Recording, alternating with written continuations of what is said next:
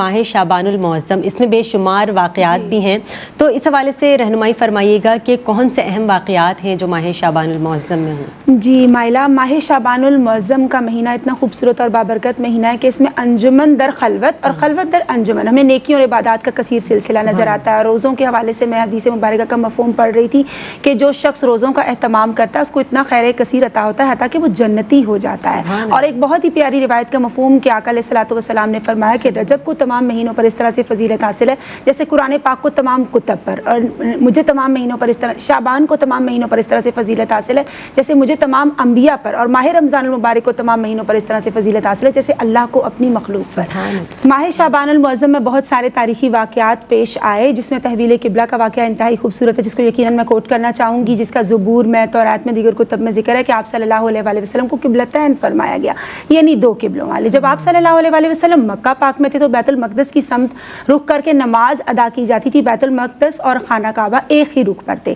جب آپ مدینہ پاک تشریف لائے تو 18 ماہ تقریباً ایک ہی اسی رخ پر نماز ادا کی جاتی رہی صحابہ کرام رضوان اللہ علیہم اجمعین کے ساتھ مل کر، تب ان دونوں کی رخ ایک ہی سمت پر ممکن نہ رہی، تو آپ صلی اللہ علیہ وآلہ وسلم کی یہ خواہش تھی کہ کعبۃ اللہ کو ہمارا قبلہ بنا دیا جائے۔ حضور علیہ الصلوۃ والسلام حالت نماز میں ہے، وہی آتی ہے کہ گویا آپ صلی اللہ علیہ وآلہ وسلم، اے محبوب صلی اللہ علیہ وآلہ وسلم، آپ جس سمت چاہتے ہیں اسی کو قبلہ بنا دیتے ہیں۔ صحابہ کرام رضوان اللہ علیہم اجمعین نے پیچھے فوراً اپنی صفیں درست کر لی، گویا اپنے ایمان کی حفاظت فرمائی بغیر کسی پس و پیش کے۔ تو یہ خوبصورت تحویل قبلہ کا واقعہ ماہ شعبان المعظم میں پیش آئے۔ پھر غزوہ بنو المنطلق کا یہ واقعہ یا مستنطلق بھی اس کو پروناؤنس کرتے ہیں، یہ بھی اس ماہ مبارک میں پیش آیا۔ سیدہ زینب سلام اللہ علیہا کا یوم پیدائش بھی اسی ماہ مبارک میں۔ حضرت امام حسین رضی اللہ تعالیٰ جن کو حضور صلی اللہ علیہ وآلہ وسلم نے ابن یعنی اپنا بیٹا کہا، جنہوں نے اسلام کو زندہ کیا، جنہوں نے شہادت کے باب کی تکمیل کی، ان کا یوم پیدائش بھی اسی ماہ مبارک میں۔ پھر آیت الصلاۃ،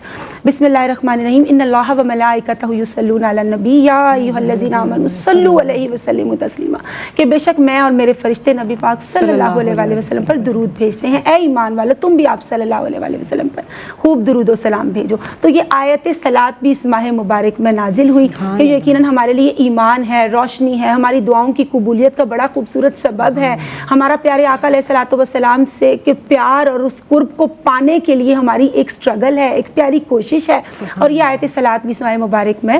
نازل ہوئی۔ پھر لال شہباز کلندر کے حوالے سے میں پڑھ رہی تھی کہ آپ کا یوم وصال بھی اسی ماہ مبارک میں ہے، اور اس کے ساتھ ساتھ امام اعظم امام ابو حنیفہ کا جو یوم وصال ہے وہ 2 شعبان المعظم کو ہے، اور جو صلیبی قابض ہو گئے تھے بیت المقدس پر، یہ واقعہ بھی اسی ماہ مبارک میں پیش آیا۔ لیٹر آن جو صلاح الدین ایوبی رحمۃ اللہ علیہ نے ان کو آزاد کروایا، وہ واقعہ بھی ہمیں ماہ شعبان المعظم میں ملتا ہے، اس کا ذکر بھی۔ تو ضرورت اس امر کی ہے کہ اتنے پیارے پیارے واقعات سے بھی یقیناً فیض لیتے ہوئے کوشش یہی کرنی چاہیے کہ حضور علیہ الصلوۃ والسلام نے جس طرح اپنے خوبصورت اعمال انجام دیے، اہتمام عبادت کیا، فوکس کیا، تو ڈیفینیٹلی ہم یہ سوچے تو صحیح کہ یقیناً اس ماہ مبارک کے اندر کچھ ہے، ان انوار و تجلیات کو پانے کے لیے، ان محبتوں کو پانے کے لیے عقیدت کے ساتھ اللہ کے حضور سر بسجود ہو جائیے، کیونکہ یہ قیام اللیل کا وقت ہے، یہ اللہ کے حضور اپنی مناجات پیش کرنے کا وقت ہے، یہ اللہ کو